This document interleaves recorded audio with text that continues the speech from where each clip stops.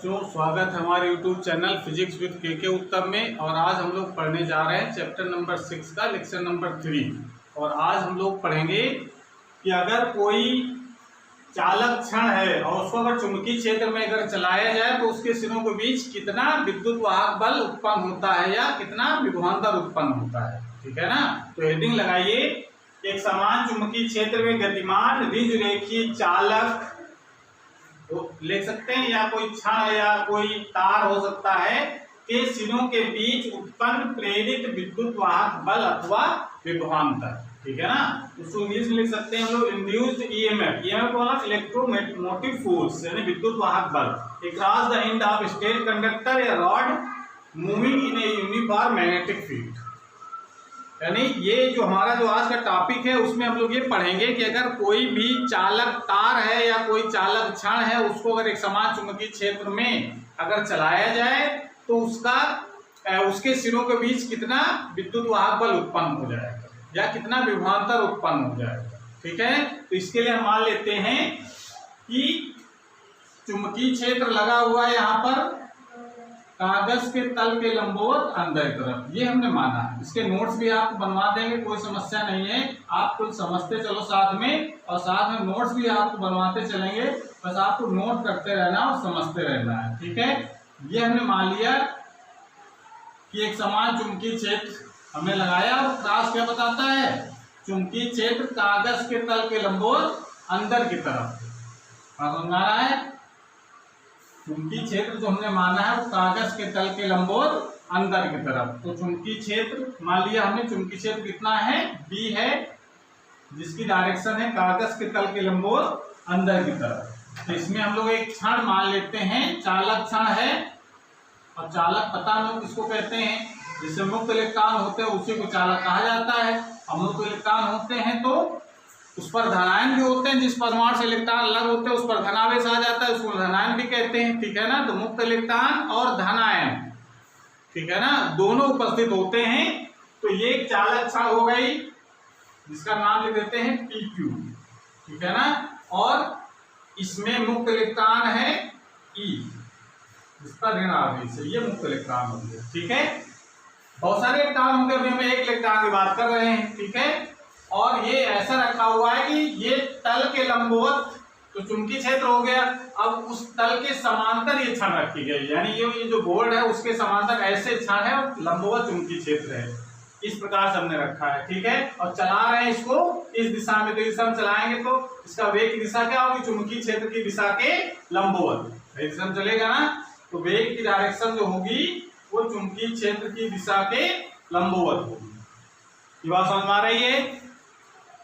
तो इसका इस प्रकार से चलाना है। तो ये बात जरा अपने नोट्स में हम लोग लिख लेते हैं पहले। अब क्लियर हो गई, यानी कैसे चला रहे हैं, चुंबकीय क्षेत्र तल के लंबवत अंदर की तरफ ऐसे लगा हुआ है। ठीक है ना। और ये मान लेते हैं ये क्षण है, चालक तार है और ये उसका वेग है, यानी तीनों परस्पर लंबवत हैं। इस प्रकार सेट किया गया है इसको, तल के लंबवत अंदर तरफ चुंबकीय क्षेत्र, तल के समांतर ये चालक क्षण रखी गई है और ये वेग है वो चुंबकीय क्षेत्र की दिशा के लंबवत कह सकते हैं या क्षण की लंबाई के लंबवत कह सकते हैं। तीनों परस्पर लंबवत हैं। इस प्रकार से सेटिंग है इसकी।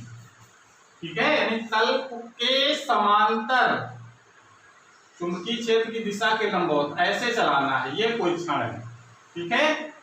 तो क्या इसकी भाषा हम लोग लिख लें, जो एग्जाम में हम लोग लिखेंगे, केवल समझ करके आप कैसे लिखेंगे तो ये हम आपको लिखवाने जा रहे हैं ताकि नोट्स आपको आसानी से बन जाए, कहीं परेशान हो जरूरत न पड़े कि हाँ एग्जाम अगर में एक प्रश्न आएगा तो हम लोग कैसे लिखेंगे एग्जाम। ठीक है। तो भाषा हम लोग क्या लिखते हैं, जो हमने बताया उसी को भाषा के रूप में लिखना है। तो लिख देते हैं कि माना एक चालक क्षण PQ जिसकी लंबाई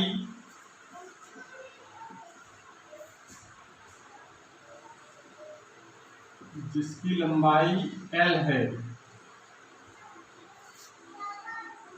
जिसकी लंबाई L है, एक समान चुंबकीय क्षेत्र, एक समान चुंबकीय क्षेत्र बी में कागज के तल, कागज के तल इसलिए लिखेंगे आपको कापी में लिखना है, यहाँ तो हम लोग बोर्ड के तल की बात करेंगे, ठीक है ना। तो कापी के हिसाब से हम इसकी लैंग्वेज लिख रहे हैं कि माना एक चालक क्षण PQ जिसकी लंबाई L है, एक समान चुंबकीय क्षेत्र B में कागज के तल में क्षेत्र की दिशा के लंबवत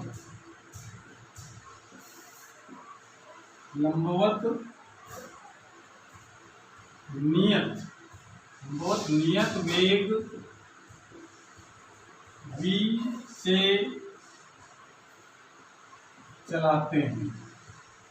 ये जो हम करने जा रहे हैं उसको हमने इस भाषा में लिख दिया हमने कि माना एक चालक क्षण PQ जिसकी लंबाई L है, एक समान चुंबकीय क्षेत्र B में कागज के तल में क्षेत्र की दिशा के लंबवत नियत वेग v से चलाते हैं। चुंबकीय क्षेत्र जो लगाया उसकी डायरेक्शन लिख लेते हैं हम लोग। चुंबकीय क्षेत्र B की दिशा कागज के तल के लंबवत अंदर की ओर है।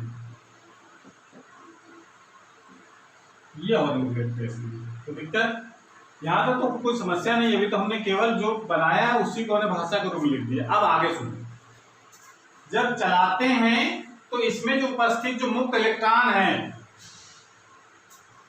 वो भी इसके साथ चलेंगे। भाई चालक के अंदर है तो चालक जो चलेगा तो उसके इलेक्ट्रॉन भी चलेंगे, और इलेक्ट्रॉन कहाँ चलेंगे? चुंबकीय क्षेत्र में। और चुंबकीय क्षेत्र में जब भी कोई आवेश चलता है, चाहे धन आवेश हो चाहे ऋण आवेश हो, उस पर एक बल कार्य करता है जिसको हम लोग चुंबकीय बल कहते हैं। कितना बल कार्य करता है? QVB sin थीटा, ठीक है ना। तो जब आवेश इलेक्ट्रॉन इस दिशा में चलेगा तो उस पर बल लगेगा, चुंबकीय बल QB sin थीटा के बराबर। तो Q आवेश कितना है? इलेक्ट्रॉन का आवेश E होता है, ठीक है ना। और वेग B है, जिस वेग से चालक चलेगा उसी वेग से इलेक्ट्रॉन भी चलेगा। B चुंबकीय क्षेत्र लगा हुआ है और चुंबकीय क्षेत्र और B के बीच का कोण कितना है? 90 डिग्री। लंबवत हम लोग चला ही रहे हैं, पहले लिख चुके हैं हम लोग। सिचुएशन में ऐसे बनाई है कि V, B और L तीनों परस्पर लंबवत हैं, ये मान करके अभी हम चल रहे हैं, ठीक है। तो क्या लिखते हैं हम लोग? चालक क्षण में उपस्थित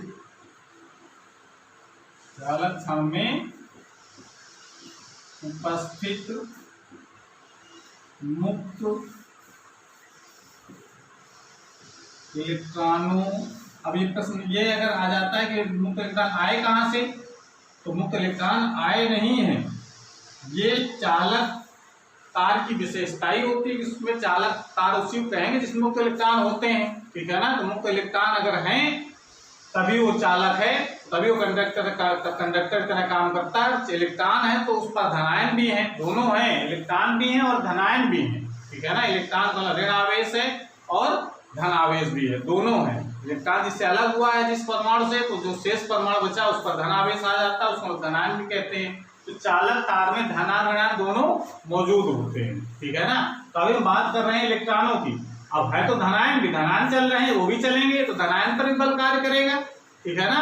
तो आप ऐसे समझ लीजिए कि धनावेश भी है, वो भी चल रहा है चुंबकीय क्षेत्र की दिशा के लंबवत, तो उस पर भी बल कार्य करेगा, लेकिन बलों की डायरेक्शन दोनों में अलग अलग होगी। तो अभी इलेक्ट्रॉन की बात कर लें हम लोग, धनावेश की बात कर देंगे साथ में, क्योंकि ये हम इसलिए बात नहीं कर रहे हैं क्योंकि धनावेश पर बल तो कार्य करेगा इस चालक में, लेकिन जब गति की बात आती है तो इलेक्ट्रॉन ही गति करते हैं, धन आवेश गति नहीं करते हैं, ठीक है ना। मान्यता है कि धनावेश चलते हैं जिस दिशा में उसी दिशा में धारा का प्रवाह माना जाता है, लेकिन धनावेश चलते नहीं, चलते इलेक्ट्रॉन ही हैं, ठीक है ना।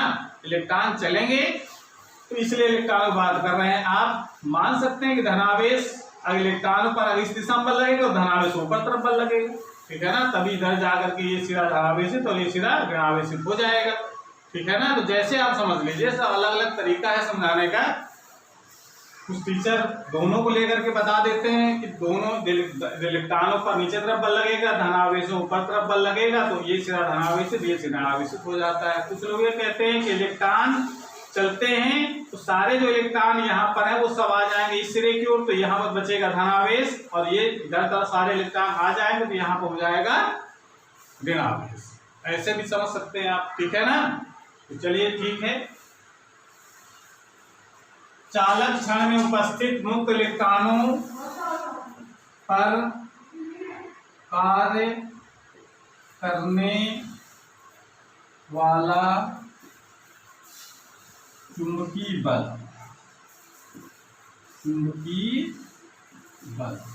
चल सकते हैं हम लोग Fm बराबर फार्मूला होता है QVB sin T। Q आवेश, इलेक्ट्रॉन चल रहा है, इलेक्ट्रॉन का आवेश, V जितने वेग से चालक चल रहा है उतने वेग से इलेक्ट्रॉन भी चलेगा जो कुछ के अंदर है। B चुंबकीय क्षेत्र लगाया गया है, साइन थीटा 90 डिग्री होगा। क्यों? क्योंकि चुंबकीय क्षेत्र लगा हुआ है अंदर की तरफ और इलेक्ट्रॉन चल रहा है इस दिशा में, तो इलेक्ट्रॉन और चुंबकीय क्षेत्र के बीच का कोण, इलेक्ट्रॉन और वेग की दिशा के बीच का कोण कितना हो जाएगा 90 डिग्री, तो साइन 91। तो Fm की वैल्यू कितनी हो जाएगी EVB। ये बात हो गई हमारी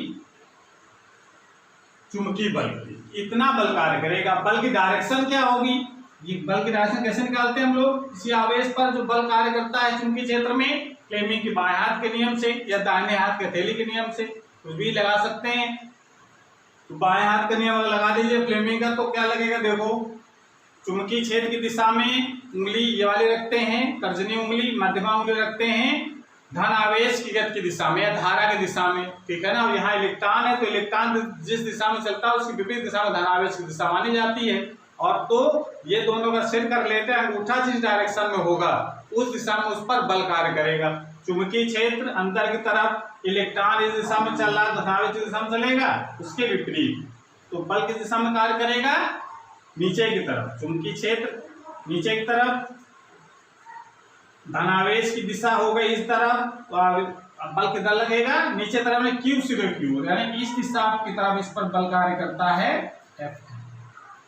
तो ये डायरेक्शन कैसे पता चली हमको, फ्लेमिंग के बाएं हाथ से। तो आप लिख सकते हैं यहाँ इस बल की दिशा, इस बल की दिशा फ्लेमिंग के बाएं हाथ के नियम के अनुसार क्षण के Q सिरे की ओर होगी। ये बल कार्य करने लगा। यहाँ तक कोई दिक्कत, बहुत आसान है। चुंबकीय क्षेत्र की अंदर तरफ लगा हुआ है, नीचे की तरफ क्षण दर चला रहे हैं, बल जो कार्य करेगा वो नीचे तरफ कार्य करेगा। ये हम लोग फ्लेमिंग के बाएं हाथ के नियम के अनुसार लगा सकते हैं ऐसे, ठीक है ना। नीचे तरफ बल कार्य कर रहा है, नीचे तरफ इसका जितने, ये तो एक इलेक्ट्रॉन दिखाया हमने, जितने भी इलेक्ट्रॉन होंगे सब पर बल नीचे तरफ कार्य करेगा। सारे जो इलेक्ट्रॉन होंगे वो सब P से Q की तरफ चलने लगेंगे कि नहीं।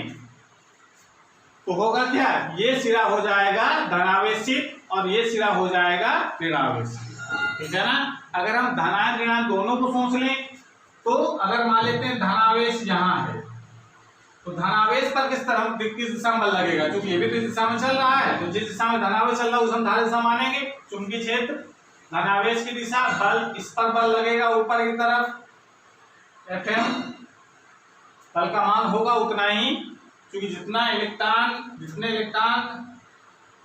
अलग होते हैं उतना ही धनावेश आता है। एक इलेक्ट्रॉन अलग हुआ है तो एक इलेक्ट्रॉन के बराबर धनावेश आ जाएगा। तो इस तरह बल लगेगा, तो ये जो धनावेश जो होते हैं ऊपर तरफ चलेंगे, यानी P सिरे की ओर, इलेक्ट्रॉन चले Q सिरे की ओर, तो ये वाला सिरा धनावेशित हो जाएगा और ये सिरा ऋणावेशित हो जाएगा, ठीक है ना। लेकिन ये हमने बताया कि धनावेश चलते नहीं है, ये केवल एक मान्यता है, चलते इलेक्ट्रॉन ही जब उस पर बल लगता है तो जब सारे जो इलेक्ट्रॉन p से q तरफ आ जाएंगे तो इधर वाला हिस्सा जो ऋण आवेश खत्म हो जाएगा, तो यहाँ क्या बचेगा, धन आवेश। तो जो धन आवेश सब जगह है तो धन आवेश बचेगा, और इधर सारे इलेक्ट्रॉन आ जाएंगे तो इधर वाला सिरा क्या हो जाएगा, ऋण आवेशित हो जाएगा। ठीक है ना। तो इस प्रकार से हम इलेक्ट्रॉन को केवल लेकर के भी अपनी बात को कह सकते हैं। तो ये आप समझ सकते हैं कि हमारा मतलब क्या है। जैसे भी आप समझ पाए, चाहे धनावेश और ऋणावेश दोनों को लेकर के अपनी बात को कहें, और चाहे केवल इलेक्ट्रॉन को लेकर अपनी बात को। ठीक है, तो नोट कर लीजिए, फिर आगे चलते हैं हम लोग।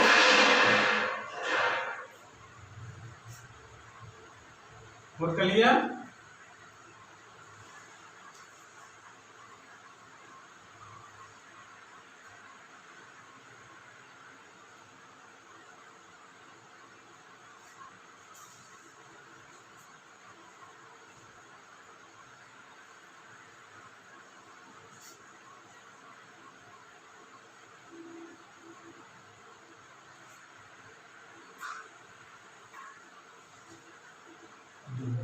जो हमने बताया कि सभी जो इलेक्ट्रॉन है उस पर बल लगता है Q से की ओर, तो इसका मतलब इससे क्या होगा, इस कारण, आगे उसी लिखेंगे, इस कारण सभी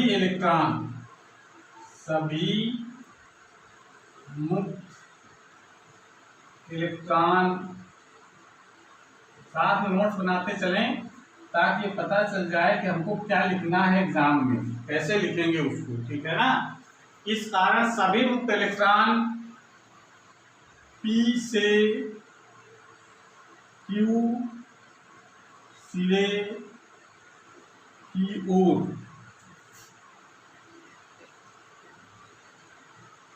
चलने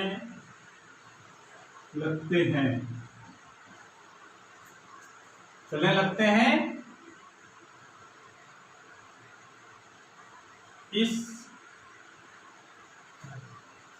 इस कारण सभी मुक्त इलेक्ट्रॉन P से Q से चलने लगते हैं, और क्या होता, चलने लगेंगे तो, और P सिरा धनावेशित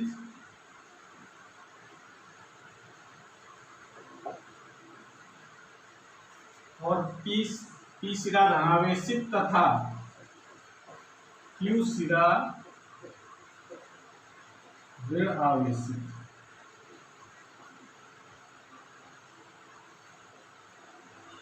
सिद्ध हो जाता है।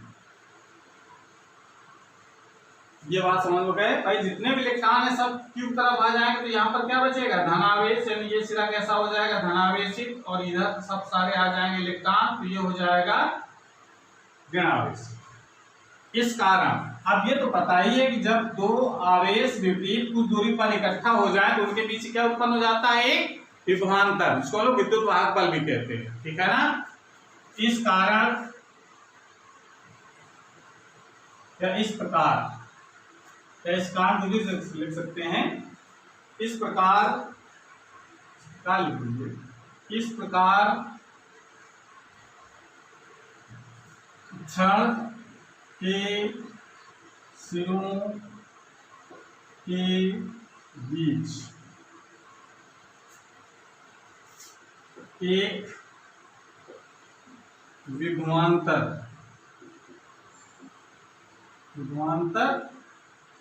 अथवा इसी का दूसरा नाम लोग लिख सकते हैं, अथवा विद्युत वाहक बल, इसको हम लोग क्या कहते हैं, हम लोग EMF, वाहक बल प्रेरित हो जाता है, भाई आवेश अगर कुछ दूरी पर रख दिए जाए, प्लस आवेश और ऋण आवेश, इनके बीच की दूरी अगर L है तो उनके बीच एक विभवांतर उत्पन्न हो जाता है। भाई ये सिरा उच्च विभव पर हो जाएगा P वाला, और ये निम्न विभव पर हो जाएगा, ये धनावेशित हो गया, इसका मतलब ये सिरा कैसा हो गया, उच्च विभव पर, और ये सिरा कैसा हो गया, ऋण विभव पर, तो इनके बीच एक विभवांतर स्थापित हो जाएगा।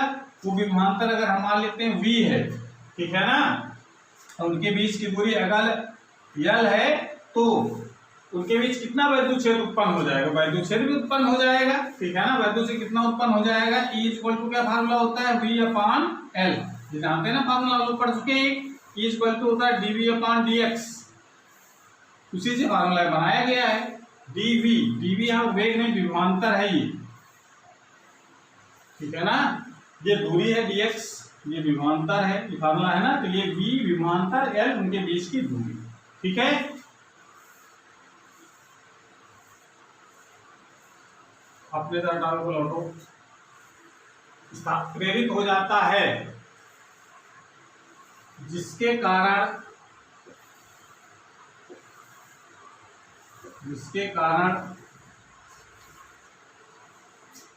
तार या क्षण लिख रहे हैं हम लोग, तो क्षण लिखते हैं, क्षण PQ में एक विद्युत क्षेत्र E उत्पन्न हो जाता है,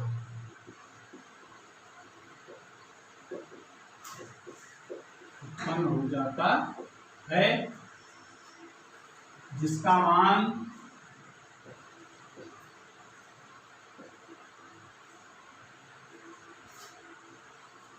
विभवांतर, यहाँ पर विभवांतर जो V लिख दीजिए, होता है फार्मूला लिखने का मसला, विभवांतर V अथवा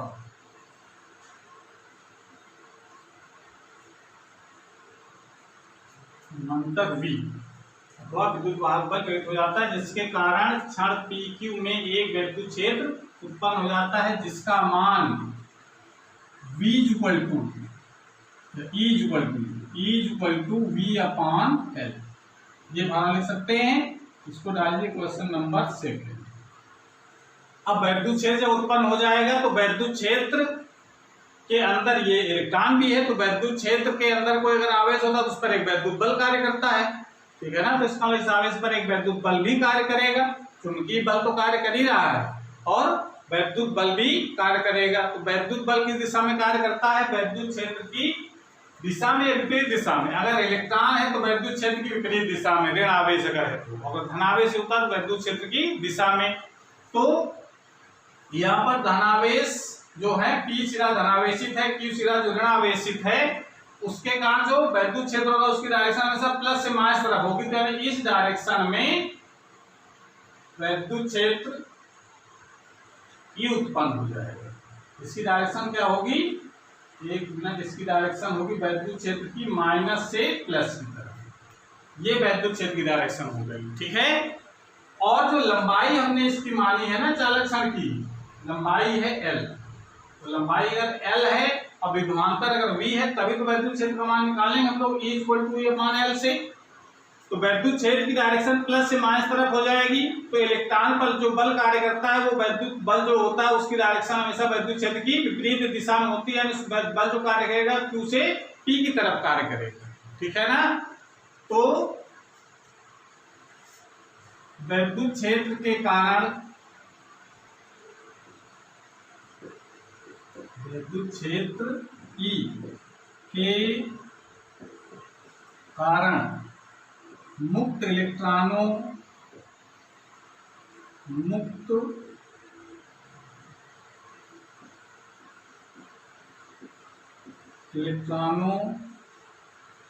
पर एक वैद्युत बल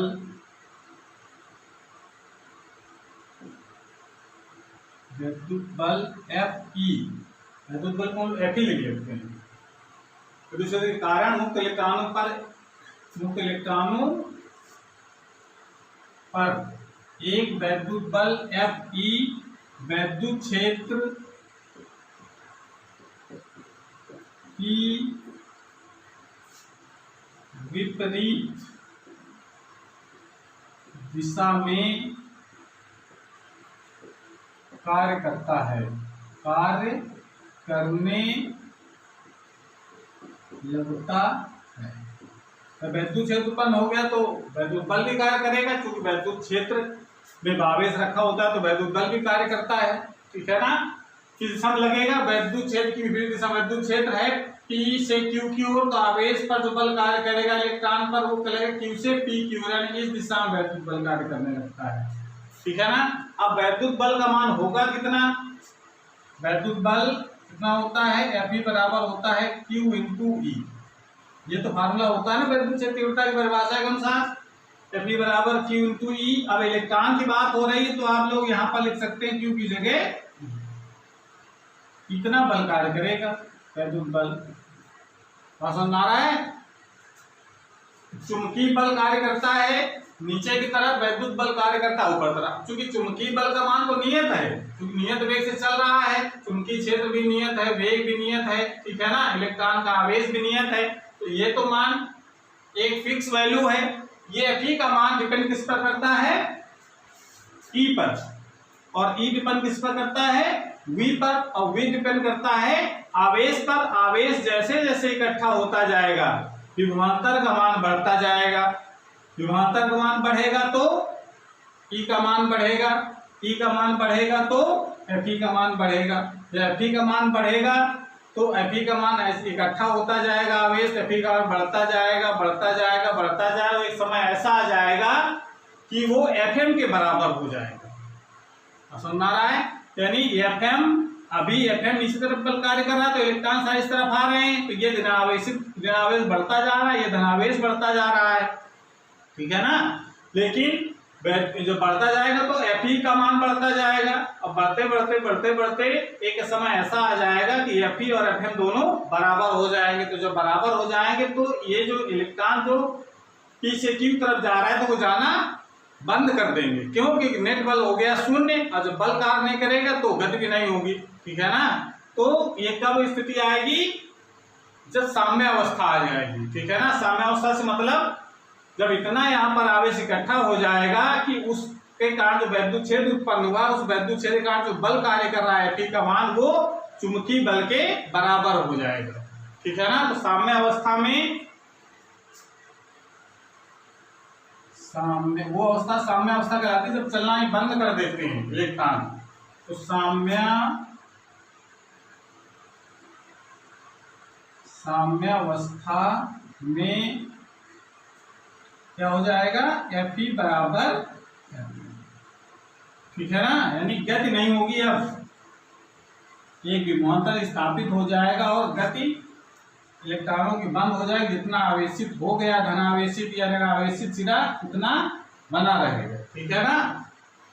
तो एक व्यक्ति की तरह काम करने लगेगा ना, ये भाई ये सिरा धनावेशित हो जाएगा और ये सिरा आवेशित हो जाएगा, तो क्या हो जाएगा, व्यक्ति की तरह व्यवहार हो जाएगा। ये विभवांतर स्थापित हो गया, अगर कहीं जोड़ दिया जाए इसमें तो उसमें धारा भी प्रवाहित होने लगेगी। बस समझ आ रहा है।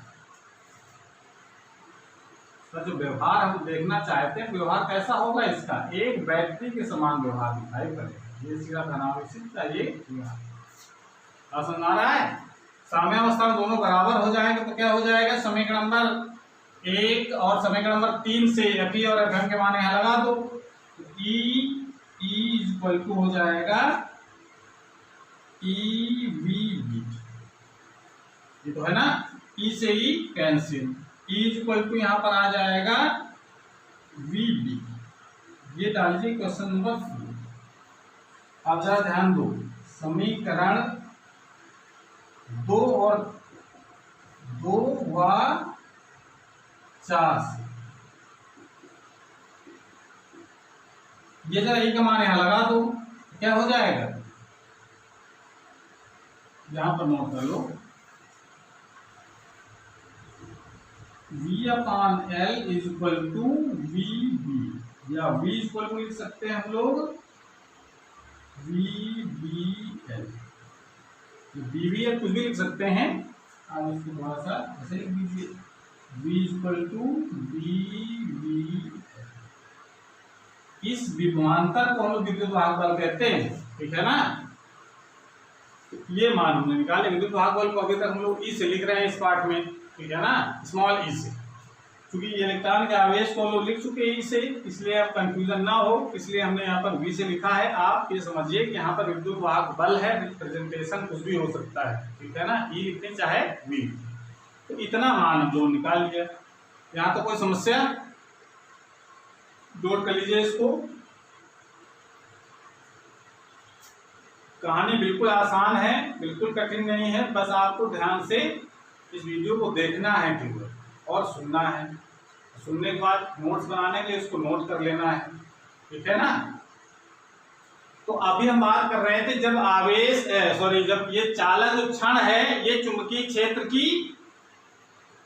के लंबवत जब चल रही है तब, अगर मान लो क्षण चुंबकीय क्षेत्र के लंबवत न चल करके कोई कोण बनाते हुए चले तो कितना विद्युत भाग बल उत्पन्न हो जाएगा, ठीक है। इसको नोट कर लीजिए, फिर बताते हैं।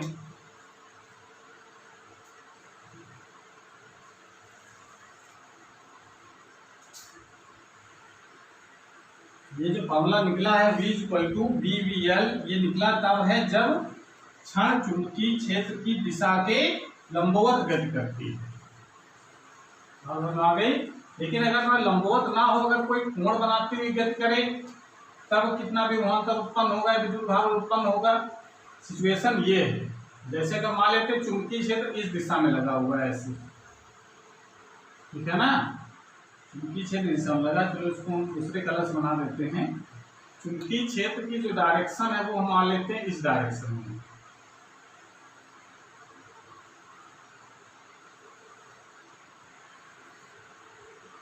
चुंबकीय क्षेत्र डायरेक्शन ये। अब कोई जो क्षण है वो चुंबकीय क्षेत्र की दिशा में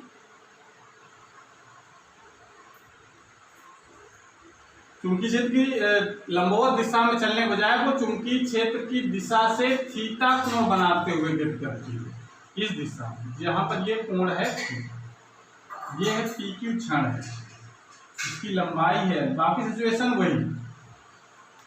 तो कितना विभवांतर उत्पन्न हो जाएगा, ठीक है। तो क्या करते हैं हम लोग, इस वेग के दो घटक प्रयोग करते हैं। एक चुंबकीय क्षेत्र की दिशा में इसका घटक आएगा v cos थीटा, और एक चुंबकीय क्षेत्र की दिशा के लंबवत घटक आएगा v sin थीटा,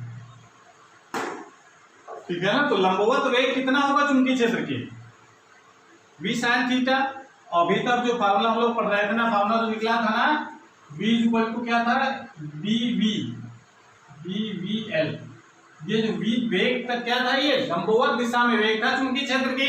तो लंबवत दिशा में वेग कितना है, v sin थीटा। तो v की जगह v sin थीटा और शामिल हो जाएगा अगर दिशा अगर चलता है तो, ठीक है ना। तो भाषा हम लोग क्या लिखें इसमें, यदि क्षण चुंबकीय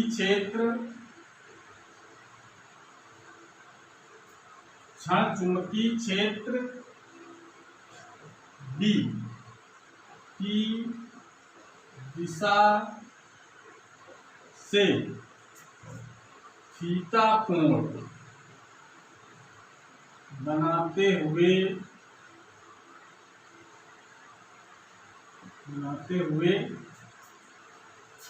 चलाते हैं, या चलती है, कुछ भी लिख सकते हैं, चलाते हैं, तो क्षण के सिरों के बीच विभवांतर, इसी को हम लोग क्या कह देते हैं, अथवा विद्युत वाहक V = क्या हो जाएगा, BL, और यहाँ पर V sin थीटा, यानी वेग का लंबवत जो घटक होगा चुंबकीय क्षेत्र के वो यहाँ पर शामिल होगा, ठीक है। तो इसको थोड़ा रेंज करके लिख दो, V = हो जाएगा BVL sin थीटा। अब ध्यान रखना है थीटा किसके बीच का कोण है, उसको लिख दिया हमने, लेकिन फिर भी लिख देते, जहां थीटा V तथा B के बीच का, ये फार्मूला आपको ध्यान रखना है। एक फार्मूला तो आपको याद रखना है, BVL तक यूज करेंगे जब चुंबकीय क्षेत्र की दिशा के लंबवत चल रहा हो। थीटा को बनाते हुए चलेगा तो BVL sin थीटा। इसी से निष्कर्ष अगर ये निकालते हैं, देखो यदि थीटा का मान अगर 0 हो जाए, थीटा 0 कब होगा, अगर थीटा 0 हो जाए तो v की वैल्यू कितनी हो जाएगी, sin 0 का मान 0 तो v का मान भी 0 हो जाएगा। अर्थात अब बताओ थीटा 0 होने से क्या तात्पर्य है, जब क्षण चुंबकीय क्षेत्र की दिशा में गति करे। भाई जब थीटा 0 होने का मतलब क्या है, जो थीटा यहाँ पर होता है v और b के बीच का कोण है, अगर v और b दोनों एक ही दिशा में हो जाए तो थीटा 0 हो जाएगा। अर्थात जब क्षण चुंबकीय क्षेत्र की दिशा में गति करती है तो उसके सिरों के बीच विभवांतर, सिरों के बीच प्रेरित विभवांतर, विभवांतर या विद्युत वाहक बल, विभवांतर शून्य होता है। ये बात आपको ध्यान रखनी है, ठीक है। तो इस प्रकार से ये टॉपिक हमारा खत्म हो जाता है। अब जरा इससे संबंधित कुछ न्यूमेरिकल कर लिए जाए, इसको नोट कर लो, उसके बाद फिर न्यूमेरिकल करते हैं हम लोग।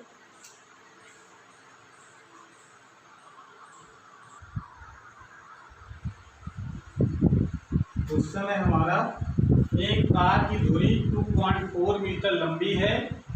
यदि कार दक्षिण की ओर 96 किलोमीटर प्रति घंटा की चाल से जा रही है तो दूरी के बीच कितना विद्युत वाहक बल प्रेरित होगा। उस स्थान पर पृथ्वी के चुंबकीय क्षेत्र का ऊर्ध्व घटक 3 × 10⁻⁵ वेबर प्रति मीटर स्क्वायर, ठीक है। इसका सलूशन देखिए, हम लोग ये जानते हैं कि किसी भी क्षण या धुरी कुछ भी हो, अगर चुंबकीय क्षेत्र में गति करती है तो उस पर जो विद्युत वाहक बल का जो मान होता है वो तभी उत्पन्न होता है जब वो धुरी या क्षण चुंबकीय क्षेत्र बल रेखाओं को काटते हुए जाती है। तब तो फार्मूला हम लोगों जो निकाला है अभी कि BVL sin थीटा, ये तभी आएगा जब बल रेखाएं उस क्षण द्वारा कटती हुई जाएं। ऐसी बल रेखाएं हमने क्या है, कल के अंदर तरफ ऐसे जा रही थी, क्षण काटते हुए जा रही थी, अगर ऐसे जाएगी तो कोई विद्युत वाहक बल प्रेरित नहीं, समझ आ रहा है। या चुंबकीय क्षेत्र की दिशा में चलने लगे ऐसे तो कोई विद्युत वाहक बल प्रेरित नहीं होता, समझ आ रहा है। तो इसका मतलब है कि एक दूरी है, या इसको हम लोग क्षण मान सकते हैं, 2.5 मीटर लंबी है, तो इसका मतलब है L का मान दे रखा है 2.4 मीटर और दक्षिण की ओर जा रही है। तो दक्षिण की ओर जाने पर जो ऊर्ध्व घटक है वो इतना है, तो ऊर्ध्व घटक में जो बल रेखाएं होंगी वो काटती हुई जाएगी, तभी विद्युत वाहक बल उत्पन्न होगा। हमारा पृथ्वी का जो ऊर्ध्व घटक, पृथ्वी के चुंबकीय क्षेत्र का जो ऊर्ध्व घटक है उसको काटते हुए जाएंगे। भाई दक्षिण तरफ जा रही है कार, इसका मतलब उसकी जो ये जो धुरी होगी ये पूर्व पश्चिम दिशा में होगी, ठीक है ना, और पूर्व पश्चिम दिशा में होगी और जो ऊर्ध्व घटक होगा वैसे जाएगा, तो ऐसे काटते हुए जाएंगे तो विद्युत वाहक बल उत्पन्न होगा। तो चुंबकीय क्षेत्र का मान है कितना वहां पर 3.3 × 10⁻⁵ वेबर प्रति मीटर स्क्वायर, और वेग कितना है 96 किलोमीटर पर आवर। इसको मीटर पर सेकेंड चेंज कर लेंगे, 96 × 5/18 का मल्टीप्लाई करते हैं ना मीटर पर सेकेंड चेंज करने के लिए। भाई किलोमीटर में 1000 मीटर हो तो 1000 बटे 1 घंटे में 3600 होते हैं, 1 बटे 3600 करते हैं तो 5/18 हो जाएगा। ये तो हम लोग जानते ही हैं। तो इसको 2 से कट जाएगा, 6 से काट दो, 6 × 18 6 करना 6 3 9 36 कोई पता है 80 बटे 3 मीटर प्रति सेकंड, ये वेग। तो विभवांतर कितना हो जाएगा, V बराबर BVL।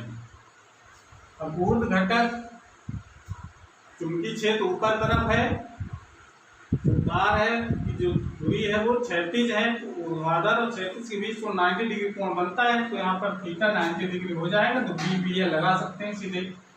बी स्क्वायर को वैल्यू लगाते हैं केवल 3 × 10⁵ माइनस 5 इंटू वी का मान है 80/3 और एल का मान है 2.4। वैल्यू कितनी हो गई? 3 से 3 को काट दो, ये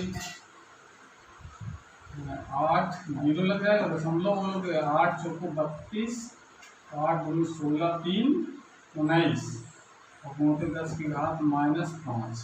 अब इस को लिख सकते हैं 1.92 × 10⁻³ लिख सकते हैं, कितने वोल्ट, ये आंसर। ठीक है, नोट कर लीजिए इसको। फिर अगला क्वेश्चन करते हैं हम लोग।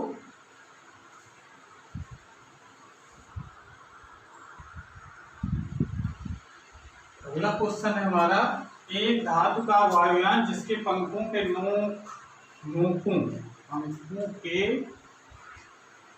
नोकों के बीच की दूरी 50 मीटर है। यानी पंखा है, पंखे जो ऐसे फैले रहते हैं ना बाहर तरफ, ये उसके नोक बाहर घूमने वालेपन की बात नहीं हो रही, ठीक है ना।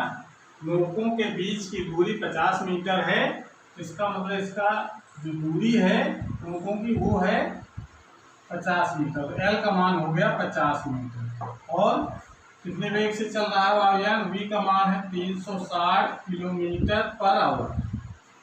ठीक है, या इसको हम लोग लिख सकते हैं, इसको मीटर/सेकंड चेंज करना पड़ेगा, तो 5/18 का मल्टीप्लाई कर दो। 18 दूनी 36 यानी 20, 20 पंचे 100 मीटर प्रति आ रहा है। तो इस प्रकार से